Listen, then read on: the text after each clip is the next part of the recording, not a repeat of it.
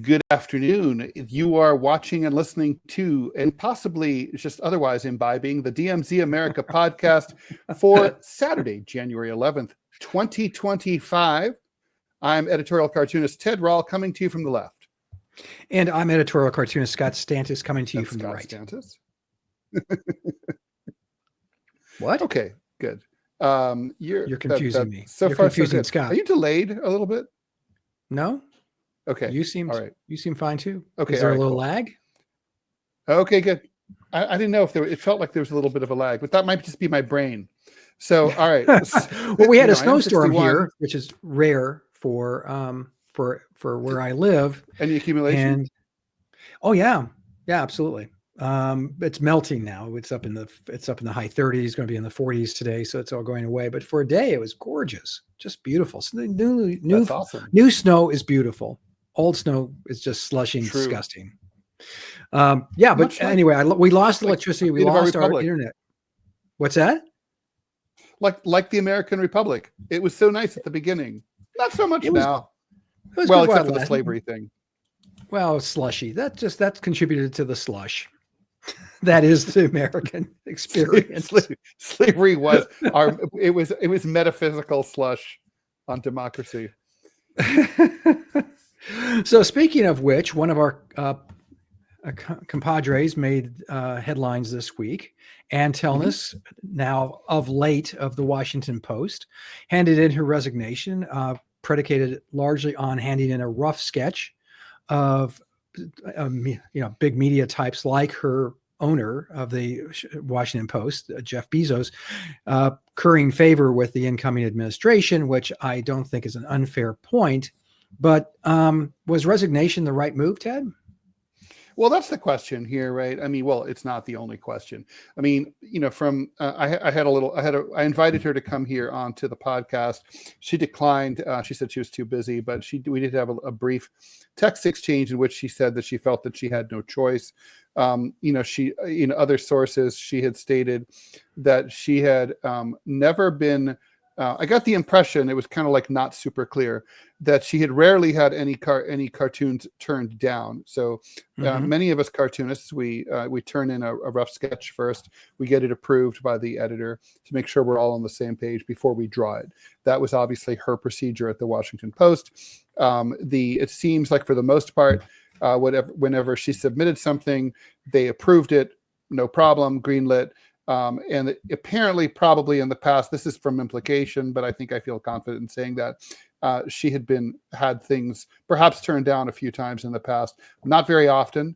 And in her view, she had never had something killed based on its subject before. In this case, her editorial page editor, David Shipley, defended himself in the press by saying that the reason that he did that he turned it down was because on the grounds of repetition, that there had already been 2 other pieces published on the editorial page, not cartoons, but word op-eds that had been already published on the same topic. And so that was that. Lame alarm is going off. So I want to be clear here. By the way, this is a very high profile. It's interesting. Maybe the fact that she quit rather than be fired made it more high profile. Maybe it's just simply the fact that it's the Washington Post. Maybe it's the fact that it's related to the incoming administration. Maybe it's all of the above. Ann Telnaes is, I think, only the second woman to have ever won the Pulitzer in editorial cartooning after Signe Wilkinson in the 1990s. So, so this was a high profile thing. Just this morning, that story was a question on the NPR news quiz, Wait, Don't Tell Me. So that tells you just like how, what a major story of the week it was, although I think it's starting to die down because there's been no further developments. That's it. She's gone. She has left the position. And so, I mean, would I have done the same thing? I probably wouldn't have done the same thing. That doesn't mean she did the wrong thing. In my case, very famously, we're not going to get into the LA Times, as much as I would like to make every podcast about my situation with the LA Times. But all I'm going to say is, I've told you this many times. as you know, the LAPD pension funds purchased the parent company of the LA Times, and that's what led to ultimately the unfortunate series of events that led to me being fired and smeared by the LA Times. I gotta say, if my editor had ever told me, by the way, the LAPD pension fund owns the LA Times, I probably would have gone easier on the cops. People who know me think that's not true, but it is true. When I worked at KFI Radio in LA, Disney was a major advertiser. There was a fatal accident at Disneyland, and we were told not to discuss it at all on talk radio because they were a major advertiser. I was like, all right. I guess I'm, until fairly recently, I worked for Sputnik Radio as a talk show host. I didn't find it particularly necessary to say bad things about Russia or about President Vladimir Putin. I mean, I was okay with that because I generally don't do that anyway. So it was like, this is a form of censorship that I would probably impose upon myself just as a matter of taste, which is why I could live with it. But you can go back into my archives and, how many anti-Russian, how many anti-Putin cartoons did I ever do before I took that job? 0. Right. So, but that said, we all work within guidelines. And I guess the question is, there's several questions here. Does buying a major American newspaper purchase you the right not to be insulted or otherwise fucked with in the pages of the newspaper that you own? Under capitalism, I think it does. You could say maybe it shouldn't. Maybe if he was a benevolent overlord, he would say, I don't care. You guys do what you guys got to do. I've always thought it's strange when, companies cover themselves, like when there's a controversy involving, let's say, the Washington Post, and they're covering the story about Ann Telnaes. It's like, why are you covering yourself? I mean, even if you do a judicious job, no one's going to believe you, right? It's like, it's kind of like you can't win. And I don't know, it's odd. I think, you're like, well, it's a story. We're journalists. We can be independent, but you got to be thinking that they're kind of like holding, they're keeping one arm tied behind their own backs, right? Well, a couple of things about the story, which, because I've been I've been introduced as the former cartoonist for half the papers in the United States, which is not really that far off. I've been served on a lot of staffs. So part of the story that Ann Telnaes posted on her Substack was that this is a rare occurrence and almost never happened. Well, then that's amazing. And when it does happen, you should be grateful. It only happens once every few years. In addition, he didn't say he wouldn't run the cartoon, even by Ann's own admission. By her telling of the story, she was never threatened with, either censorship or employment. It seems to me that this was one of those, to say that you don't have a choice. Well, of course you always have a choice in the matter. And in this instance, frankly, if I quit every time a rough idea had been shot down, I'd have 5 times the jobs, presuming that I could get another one. So that doesn't, but the excuse by Shipley, the editorial page editor there at the Washington Post, is lame as hell. And it also is insulting as hell, Ted, if you think about it. We've already had a column about this. We're running another column about this. Hence, we've run columns about it, but cartoons are subservient to words. It's the whole, this thing that editors equal to, maybe you could argue. Not even equal to. It's not even equal to. They're saying that they're less than. You have to be subservient to the words. Because I wonder if which no one fucking read, by the way, because people aren't reading and they're not reading that. What if Ann's cartoon had been published first, and then there had been one column? Would the second columnist who submitted this idea have been shot down on the grounds that there had already been one cartoon and one column? Of course not. But a friend of mine, a political scientist and friend of the show, we've had him on this podcast, Charles Lipson, put out a meme saying, it's not necessarily that she would get in trouble for having a cartoon, making fun of the boss. It's that her boss would get into trouble for running a cartoon making fun of the boss.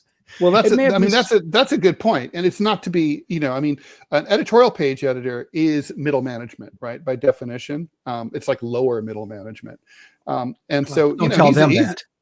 but it's true, and he's I squozified agree. in between. Like he's got the pressure coming up from the journalists in the newsroom, and well, in this case, in the among the editorial board people. I mean, the all the editorial columnists, and there's a big slate of them at the Washington Post, and Yeah. also and then all that huge layer of from the publisher all the way down on top of him. So that's not an enviable position to be in, and so.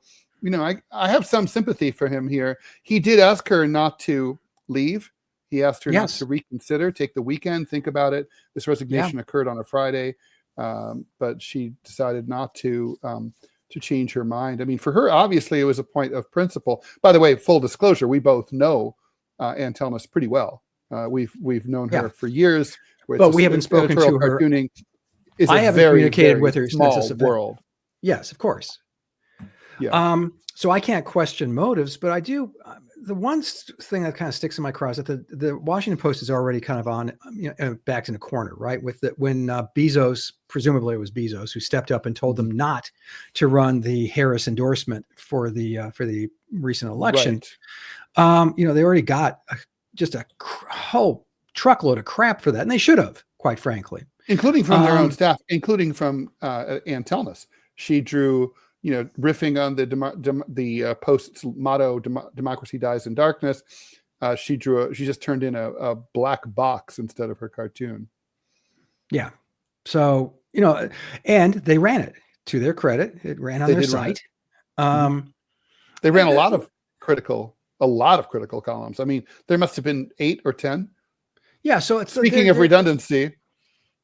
It's well, how many obit pieces did they run when Fred Hyatt, the editorial page editor, 15. passed away unexpectedly? I have the links 15. if anybody doubts me. Yeah. Okay. So 15. So the excuse is just an excuse. I understand Shipley trying to be political and trying to, be, not accuse anyone of anything. But it just seemed to me this was, in my professional experience, this was an overreaction by Ann Telnaes. It is going to play out to her favor, as she did promote it on a Substack, which you can't ask for people to support you. But more importantly, I mean, this leads into a bigger discussion, Ted. And I think that one you and I need to have, and that we've never really had in earnest or in any depth, and that's free speech in a free society. You look at the incredible draconian free speech or anti-free speech, no speech, thought police, a legislation being forced through before Trudeau was forced to leave office up there in Canada. I mean, this is like, you think of Canada as being easygoing, you get to say what you want, and we believe in free speech, we're a liberal democracy. Not so much. No, this you probably know the details better than I do. I know that it was one of those. It was criminalizing what the state would consider hate speech or speech to demean the government.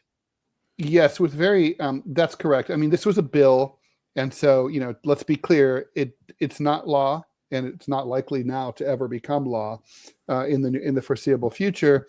Not to mention, Canada will be the 51st state very soon. So. But 52nd if we get Greenland first. But yeah, go on. That's true. I don't know if the Canal Zone would be a state also. But I mean, just take the whole country. Just take the whole buffer zone, so we have both sides, well protected. Anyway, the Canadian bill was very sweeping and broad, and it included basically anything that involved, like, for example, misgendering someone. And with an intention to ridicule them. That would be an example of hate speech under the statute, and you could go to prison. So, I mean, it's very clear, important to understand that the United States, although far from perfect in many respects, definitely is one of the few countries in the world that has, the equivalent. Well, obviously, we have the First Amendment. Other countries don't have the equivalent of that, where free speech is guaranteed protected from government censorship. In the Constitution. Most a lot of countries have a very robust, tradition of protecting free speech, but it's not a constitutional right. Right. And so now a friend of mine, it's so funny that, a friend of mine, God bless him, just got sworn into the Supreme Court bar, which I didn't know there was such a thing, but apparently Oh, he can yeah. now practice in front of the Supreme Court, which is cool. You have to understand this guy's an immigrant to the United States. He worked his ass off and, established himself as a Only the really very brilliant. best lawyers get to do this. Yeah. Mm-hmm. So after the ceremony, they were allowed to, if they wanted to, could sit and listen to the arguments that were being heard in front of the court that day. And that happened to be the TikTok case. Mm-hmm. So I was talking to him and asking what his opinion of the case was, what he thought would be the Supreme Court's decision on it. His take is that they're going to just have a stay and wait until they can have a more in-depth decision written up. That's what Trump has requested. Interestingly, right, during Trump's first term, he suggested abolishing TikTok. He's since changed his mind. He said his son changed his mind about it. Barron explained how important TikTok was. But it's a bipartisan piece of legislation that passed earlier this year during a presidential election campaign, which is saying a lot. Somehow the national security people told Democratic and Republican congressmen something behind closed doors that scared them enough to voting for this law, basically forcing. Let me stop you there real quick and say that most of these guys are old and don't understand the internet at all. So yeah, it's really easy to scare old guys about tech. True. So please go on. I'm sorry. Okay. Yeah, no, you're right. And but anyway, the whatever it was that we don't know what they heard, right? That's kind of crucial. So they passed this law. They basically said by January 19th, just a few days from now, TikTok has to either close down in the United States or it has to be sold to an American entity that passes muster with the federal government. TikTok went to court trying to, and most recently, the Trump administration filed a request with the Supreme Court, just saying, like, look, we'd like some time to get into office on January 20th, examine the issue, and see where we stand, and we may come up with something that is going to sort of make this whole point moot. And now I think from the oral arguments that took place, I guess this was yesterday. Seemed like the justices were predisposed to allowing the law to stand, forcing the sale and the closure of TikTok, which surprised a lot of analysts because there was a general sense that the Supreme Court would not probably sign off on this, given the fact that the U.S. government has not explained to anyone what the threat, real or imagined, is. We've heard very vague notions like, well, the parent company ByteDance, which is Chinese, could be pressured by the Chinese Communist Party or some other entity in China that would then turn over American user data to China that presumably they could use in some nefarious way. This is all very airy, right? Like, who knows what any of this means? And there's no evidence whatsoever that China has ever tried to do anything like that, or for that matter, that they don't already have all of the private data for every living, breathing person on Earth already. So, it's just like, exactly. It's very strange. This is a finger in a dike that no longer exists. I mean, seriously, you and I both know. I mean, I'm at an By the age way, now, I want to say Justice Sotomayor. Is it Justice? No. It's Barrett. Justice Barrett said that she doesn't think that free speech rights apply to non-American people or entities in the United States. That's not true. It's not true. I mean, it's absolutely not true. All constitutional rights apply to all entities, including illegal immigrants, criminals, everyone who happens to be here, period. Yeah. I mean, it's just like, this is one of those times. I mean, the Constitution applies to anyone who is on American soil. And that means doing business on American soil. This infuriates me because I think it's just dumb, Ted. It's just stupid. As you mentioned, if the Chinese wanted to find out my algorithm, this has got to be the They easiest have thing it. in the world. They've got it if they want it. Who the hell would want it? Right. Frankly, but but the TikTok conundrum, the TikTok terror, as it were. You make the point that TikTok's headquarters aren't even in China. Right. They're in Singapore. Yeah. So, okay.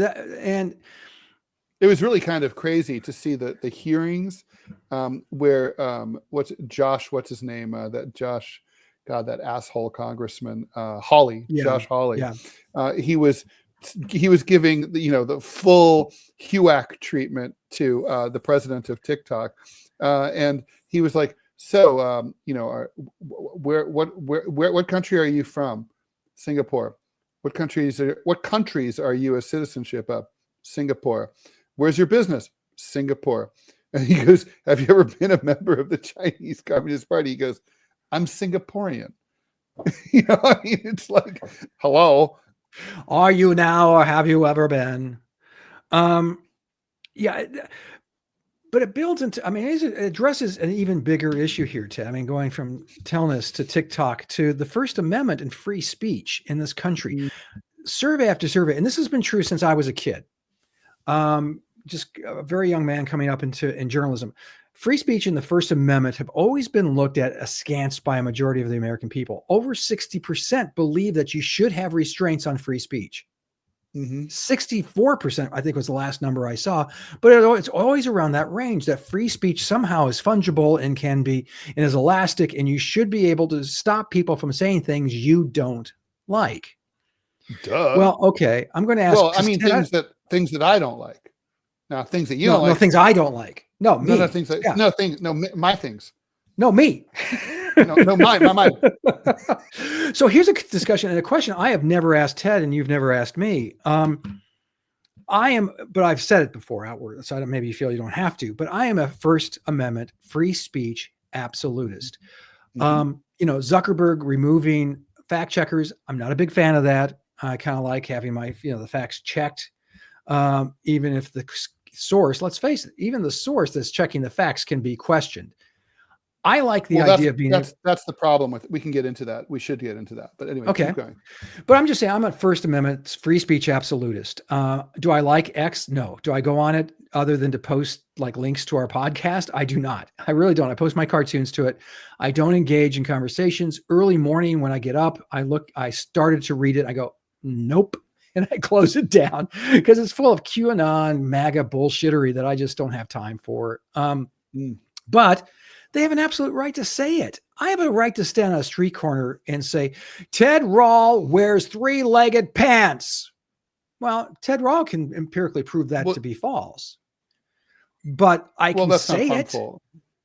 Right. Well, that's my point. Well, but if you yell on the street, Ted Rall, fucks children, then I can sue the shit out of you. Exactly. There are avenues for reciprocity for you, to get some kind of satisfaction if I spread lies about you. But if I just, I have a serious issue with curtailing First Amendment rights. And because, okay, we're going to stop TikTok. All right, let's say that happens. I'm not on TikTok because I'm not, I'm over 60. Right. So there's no need for me to be there. But I don't want to get rid of it. I don't care if it exists. And I really don't care if some government entity is mining okay, let me side issue real quick, Ted. How much information do you suppose the federal government of the United States of America has on Ted Rall? I'm going to bet, I think the actual number is somewhere in the neighborhood of a fuck ton. Right. Which we all know from some guy named Snowden. Right. Yeah. And bear in mind what Snowden told us. People forget this, right? But the information he released it in 2013, more than 12 years ago. Well, almost 12 years ago. And that information was already a few years old. So at the time, as of, let's say, 15 years ago, the U.S. federal government listened to every single phone call that everybody ever made. and That's recorded amazing. it and has it in their archive. They claim that they claim it's not an interception until one of their analysts goes and actually listens to it. So that's kind of like saying, I have all of Nick Lowe's CDs, but until I actually take the shrink wrap off and listen to it, I don't really possess it. Not true. It's like if I had like, oh, I have nude photos of Scott Stantis, but I never look at them. Do I have them? Yes. Do you want me to have them? No, because I could look at them anytime I want. Nobody needs to see that, by the way. No, and then there's that issue as well. Fortunately, my vision's not that great. That's why I wear glasses. But I mean, the thing is that so every phone, every text message, everyone, not like a lot of them, not most of them, every single one, every email, every fax, even now, every form of communication you can think of, even snail mail. It's called the mail covers program. You know how you can subscribe to the post office to see like what mail you get an email every day, and it shows you my wife does that. Yeah, I do it too. It shows you a photo of like the front of all the mail that you're going to get. Well, you know who else gets that? Big Fed, right? So they get it for every single person in the United States. Every piece of mail is scanned and processed by USPS and turned over to NSA and FBI and other agencies, right? And then there's the license plate scanning program. You drive down the street with your, they have licensed thousands of scanners all over the country, all linked up to the same mega computer. So like literally it's like, oh, let's put in Scott's car. Let's see where he goes. Oh, he shops here. He goes here. He has a friend here. He works there. This is his pattern. This is what time he goes. If we ever want to drone his ass, this is what time we'll send the drone to this spot. I mean, this is how it works. They know everything. And here's the thing. I don't trust the US government. What? One fucking bit. Not because I'm anti-statist, but because they lie like the day is long, right? They lie about everything. Do I really need to get into it? Everything. I'm not going to get into it. So, but since they always lie, if they're saying that the Chinese are up our asses and they're going to fuck us, fair, then be like JFK during the Cuban Missile Crisis, drag out the pictures. Let's see. Let's see the missiles. See. And let's see the missiles. Let's see those bases. And if you're right, well then, we're going to do what you want. But I don't think they're right. I think they make shit up. Oh, absolutely. But let me ask you, okay, let's get back to the original point, and that is First Amendment and free speech. Now, as mentioned, I'm a free speech absolutist. I really am. I think everything. During the 50s, I would have been one of the few Republicans saying, yeah, communists have a right to talk. They have a right to their ideas. They're stupid ideas, but they have a right to say them. Mm-hmm. Ted, are you a First Amendment or a free speech absolutist? And you can say there can't be a proviso to this. I won't judge you because I love you like a brother.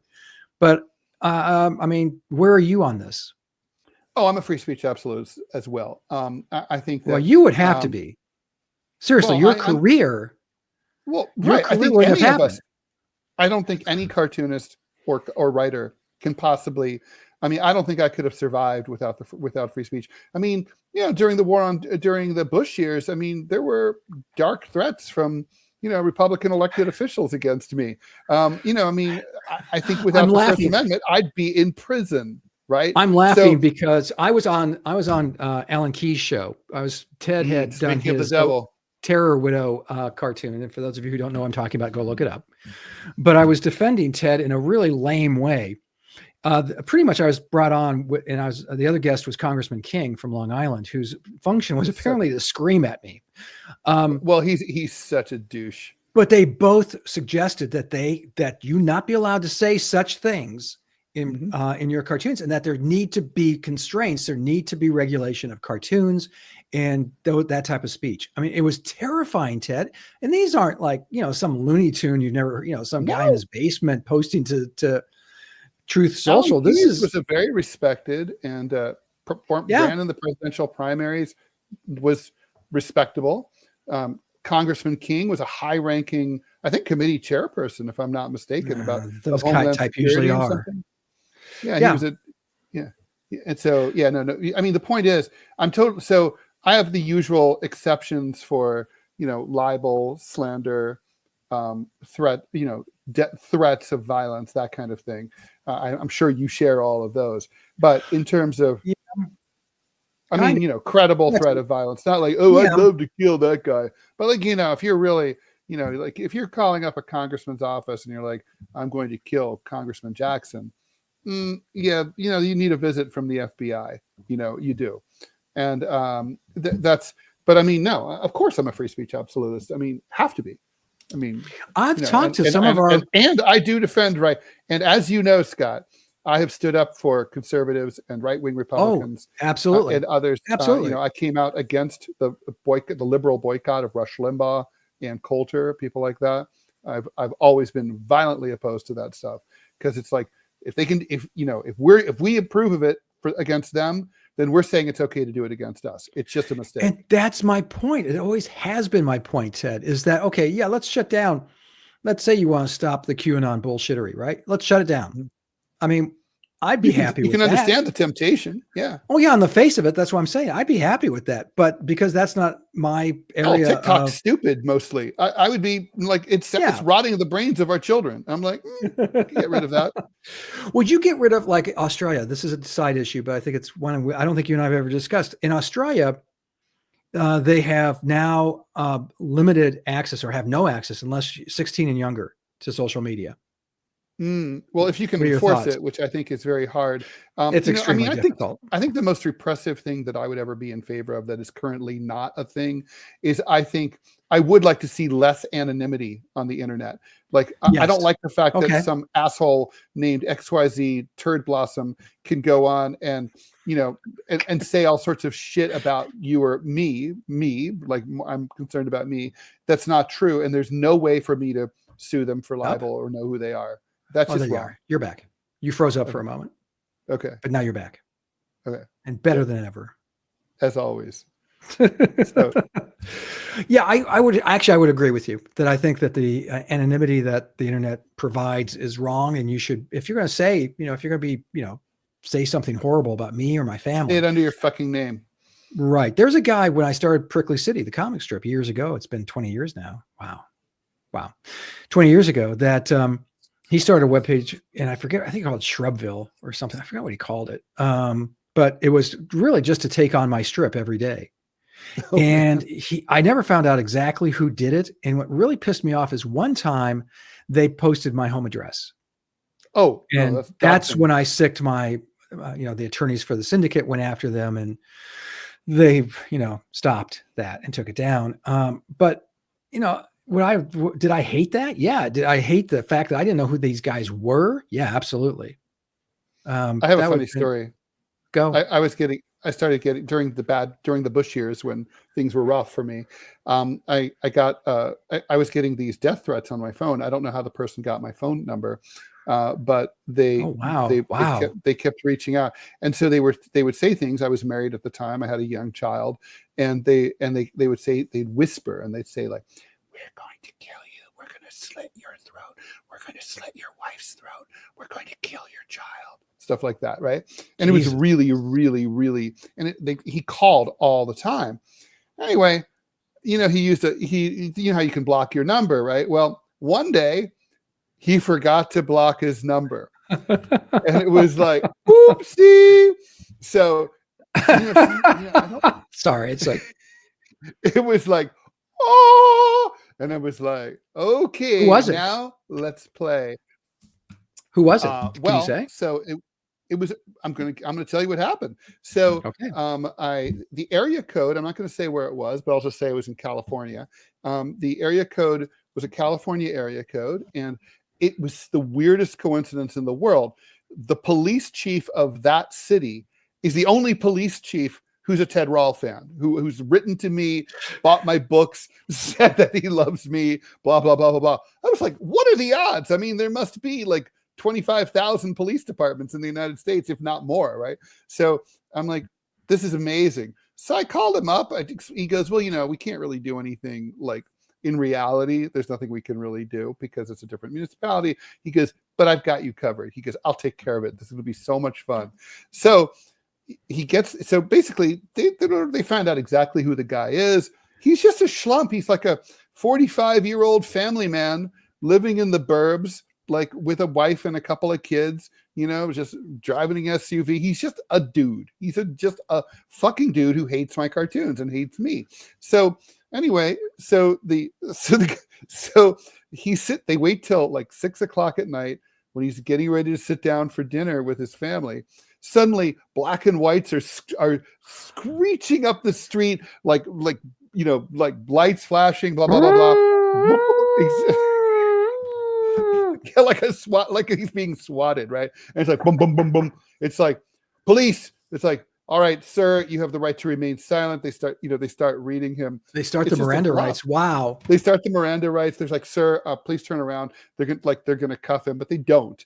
And basically they scare the shit out of him. And they're like, and he's like, what's this all about? What's it all about? And finally it's like, you know what you did. And finally it's like, so listen, it's like, well, this is about this fucking cartoonist back east who you've been sending death threats to. You're in violation of blah, blah, blah, blah. They make up all these like fake laws. It's like, so it's like, you're going to prison for the rest of your life. You should probably say goodbye to your wife and kids right now. It's like you're never going to see them again. It's like you're a domestic terrorist, all this shit. Anyway, it's scary. He's like, no, I won't do it anymore. I'm really sorry. I won't do it. But I promise. It's like, do you promise? Do you double promise? Do you pinky promise? Yeah, I won't do it anymore. So they're like, all right. And so, the guy called me and he's like, you will never hear from this guy again. And I never have. Okay, that's not free speech. That's threatening somebody. That's a very different than going in a public forum and saying what you believe, even though it's bullshit. I mean, things like, I listen to NPR, and I'm going to come back to that story. But I'm thinking of the NPR this morning, and they talk about what Trump talked about, how Newsom, or who he calls new scum, which is really bad. I'm sorry, it's really bad. It is, but he did that and said that because he's blaming the lack of water on the environmental considerations they give to water issues there in California, and NPR is like that, and they reported it almost literally with a to it, which is like, yeah, there is something to that. It's not like Trump. It's not like Trump's criticisms are really mistaken. No, they're just badly articulated. I mean, because he's as always. But coming back to your little thing, isn't that weird? He was just some schlub. You didn't know him or his family. You had never had any contact with them. It's like, what would I ever do? He just didn't like. And he called you around the clock. He called you at odd hours and. Oh yeah. Mm-hmm. So he called you during the day. He'd call you in the middle of the night. And he never. It's not like I ever picked up. It's not like I ever picked up and said "fuck you." Like I just got the voicemails. And he just wouldn't stop. Isn't that the weirdest thing? Just that he appointed himself as the guy who was going to punish Ted Rall. Well, there was a lot of that back then. Usually people were happy they got it out of their system and with one or two calls. But there were some people who just got obsessive. Yeah. The guy was stalking me. No, there's the guy. What was his name? The BTK killer, and it turns out that he was some doughy middle-aged guy in the middle of America who taught Little League.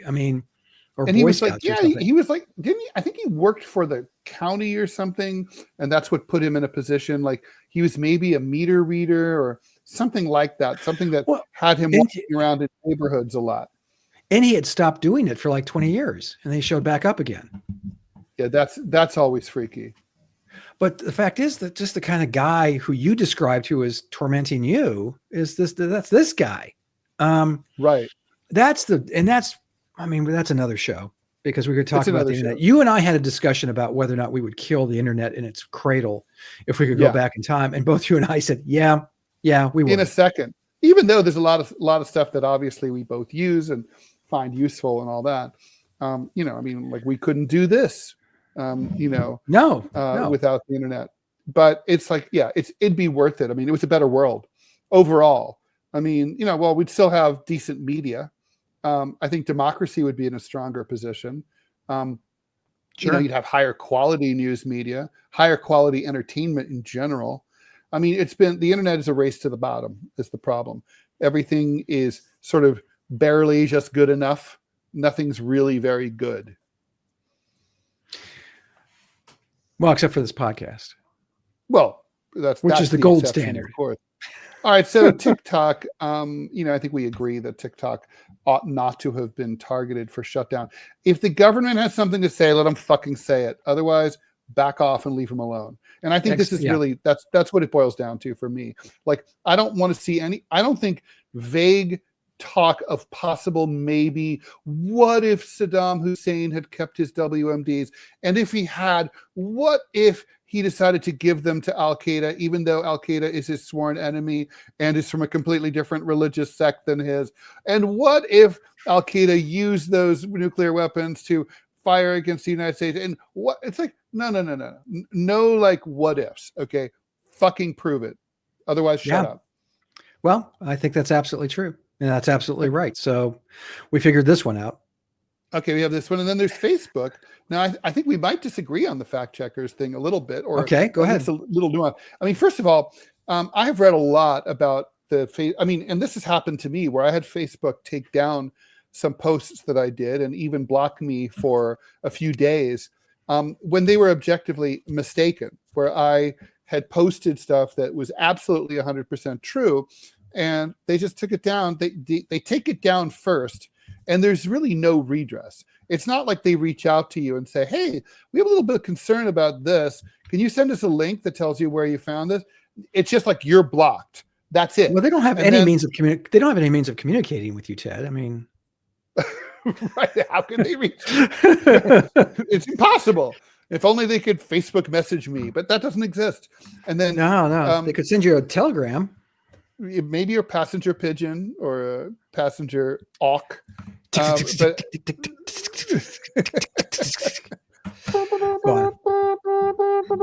Anyway, so they don't. Yeah, it's very strange. And anyway, what I've read a lot about this. I'm sure you've read it. Basically, they hire fact checkers. Basically, they're like outside contractors, often in India or Bangladesh, and they're asked to weigh in on, like, when something is flagged as possibly being wrong, they're asked to weigh in on every conceivable controversy, from vaccines to the politics of Myanmar to the Orion to who knows what, right? Like everything, political cartooning. I mean, nobody knows everything about everything. And in this case, you're talking about these are just like tech workers, like little 25-year-old tech workers somewhere in a cube farm. This isn't like, well, we reached out to, a professor of Uzbek studies at Cornell, and here's what she said. Like, no, it's not like that. These are just randos. Okay.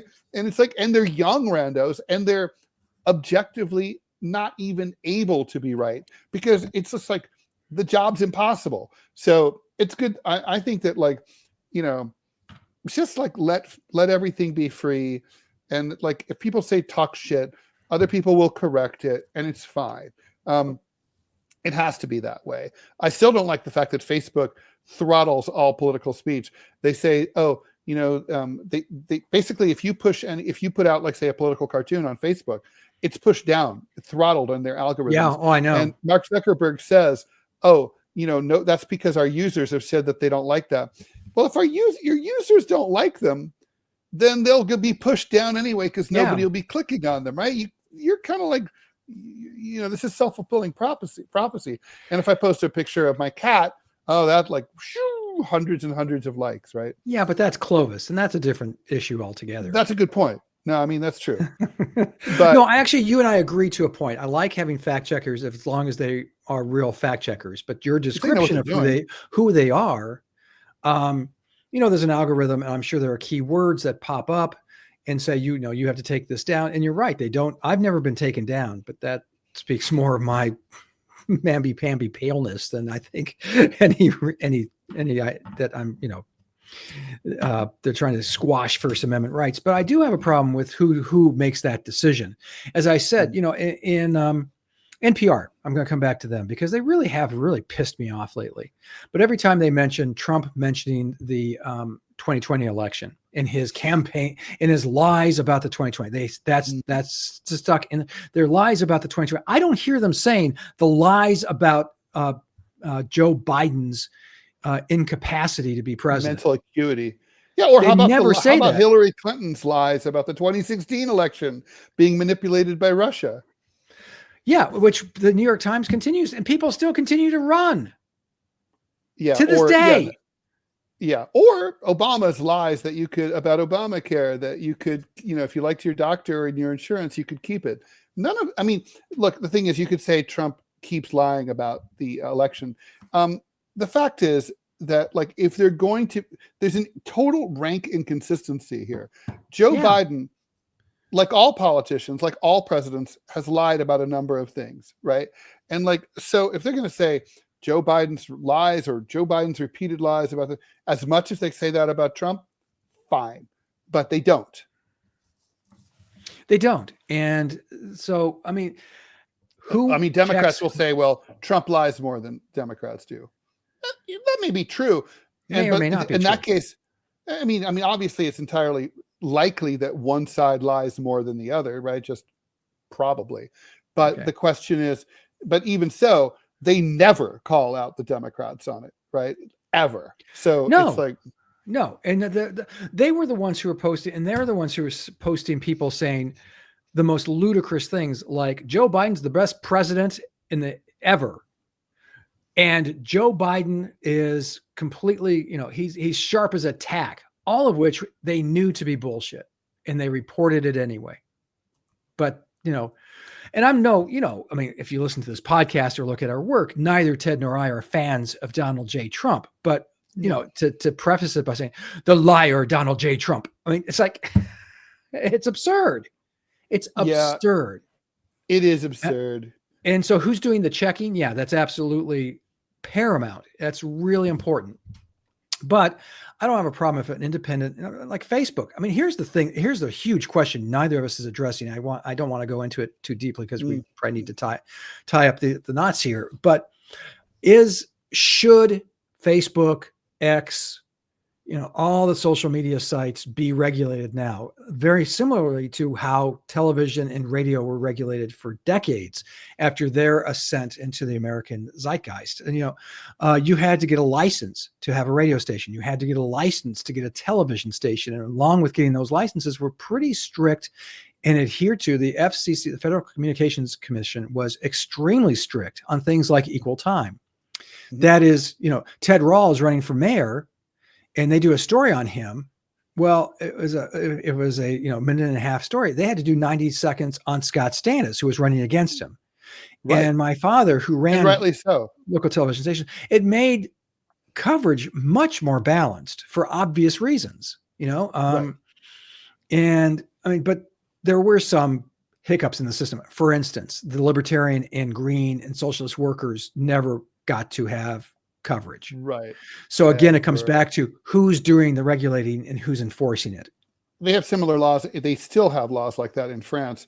And even though they have many parties, they all get equal time. Yeah. Well, the same holds true in Australia. I think the same holds true in England, and most democracies, liberal democracies around the globe, except for one I can think of. Yes. Let me answer your question, and then I want to hear your answer to your own question. All right. Yes is the short answer.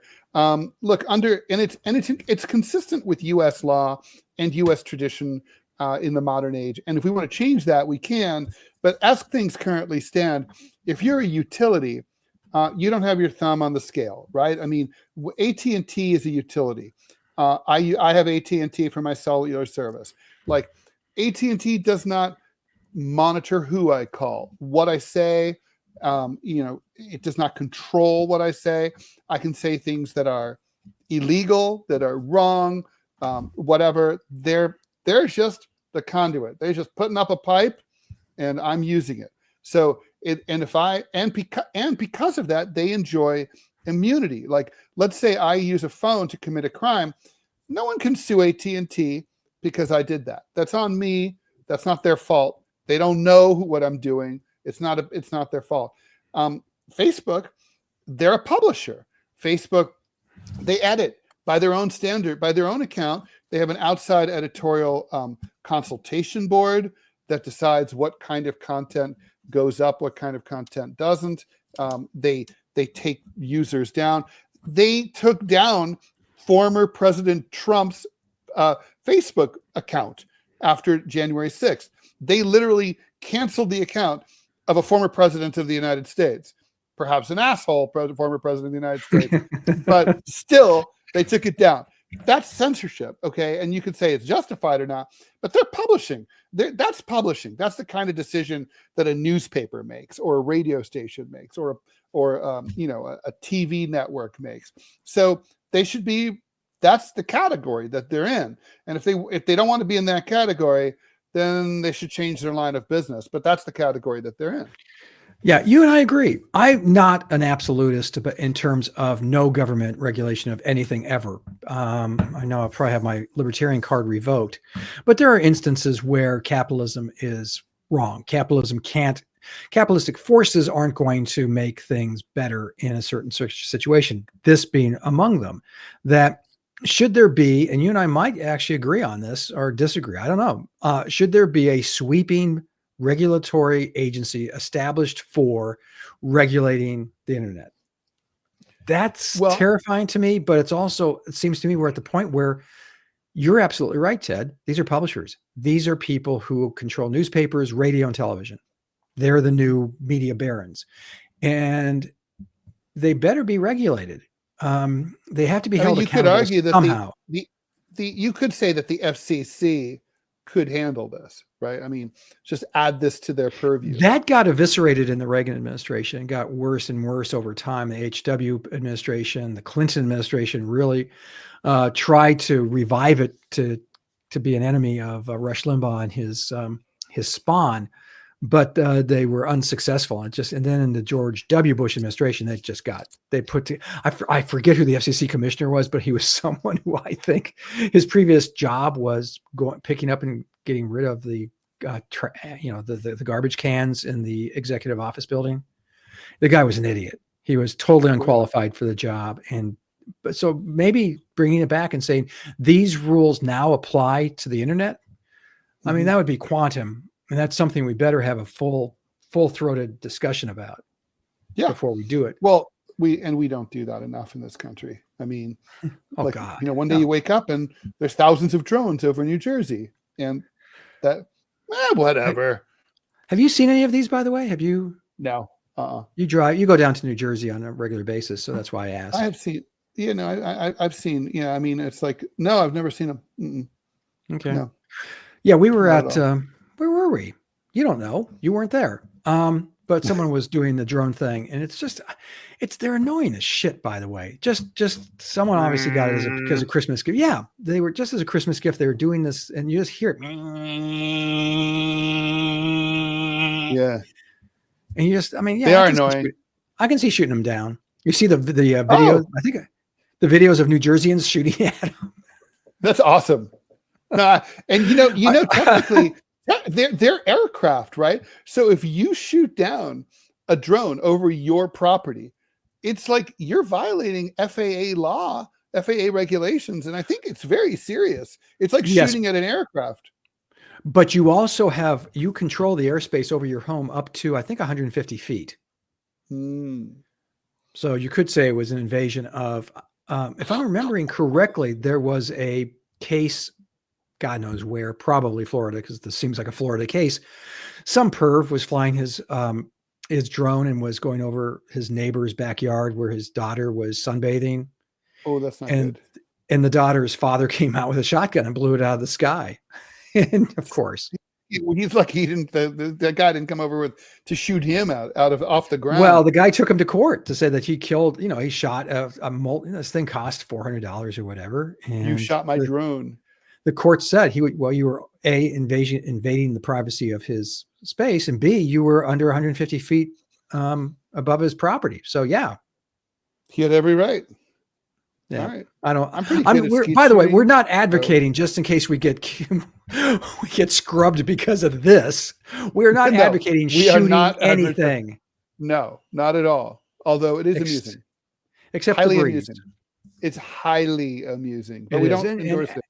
But we'll it's laugh. absolutely right. I mean, I'm Don't looking do at it, but you know. but you next can. podcast. We have to follow up on the guy, the shooter of the United Healthcare. That trial is going to go forward, and I cannot wait, Ted, for the. Well, it's going to be a while anyway. Oh yeah, of course it is. It's going to be a long slog, but I can't wait until the jury selection process Oh because my god! that's going to be he was absolutely right. Yeah. Can I say not guilty right now? But then if they bring me in, I'm going to be like, I never even heard of this case. How fascinating! No, I don't know anything about it. Love my insurance company; they're great. Oh yeah, it's a gold standard of America, I'm like, greatest country in the world. Yeah, so good. Yeah, So no, great. I mean, first, I totally impartial. You know, some of my favorite people are, you know, healthcare actuaries. Love them. All right, and with that, we're gonna end here. We don't have to say. We have the outro. We can show video. it. So if you We want can to see show it, where and- you can, if you're really interested, go to YouTube. If you're listening to our podcast, go to YouTube and check it out because it's pretty darn good. Darn Yes, it! and if you don't, we will shoot a drone out of the sky in your honor. Okay, here we go. Scott, sing something. What do you like? I don't know, whatever you want.